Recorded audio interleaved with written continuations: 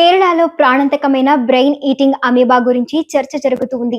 శబరిమల అయ్యప్ప దర్శనానికి దక్షిణాది రాష్ట్రాల ప్రజలు పెద్ద ఎత్తున వెళుతూ ఉండటంతో ఆందోళనలు కూడా అంతకంతకు పెరిగిపోతూ ఉన్నాయి.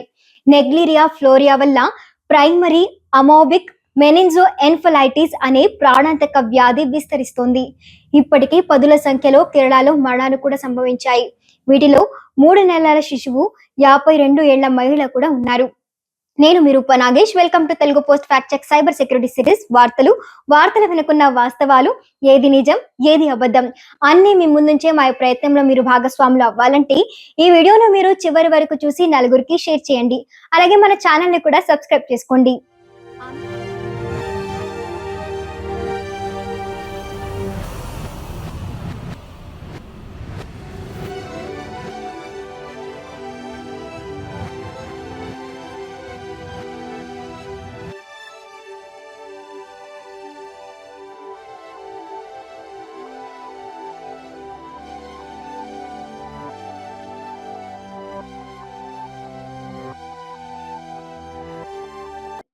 అమీబా మెదడులోకి వెళ్లి బ్రెయిన్ ని తినేస్తూ ఉంటుంది.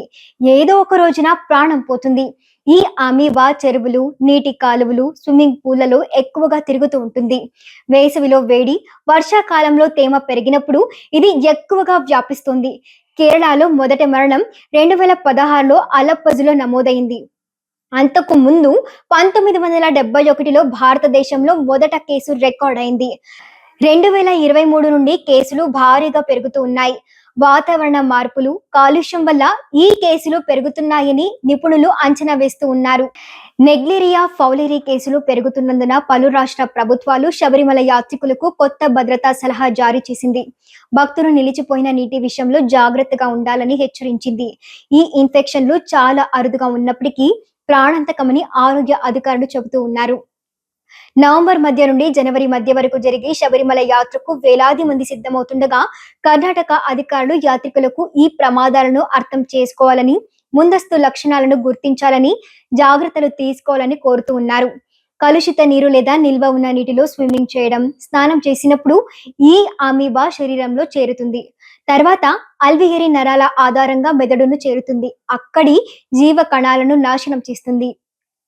ఇటీవలి కేసుల్లో ఇంట్లో స్నానాలు చేసే వారికి కూడా ఈ అమీబా సోకుతుంది. నీరు కలుషితంగా ఉండడం వల్ల ఇలా జరుగుతూ ఉంది.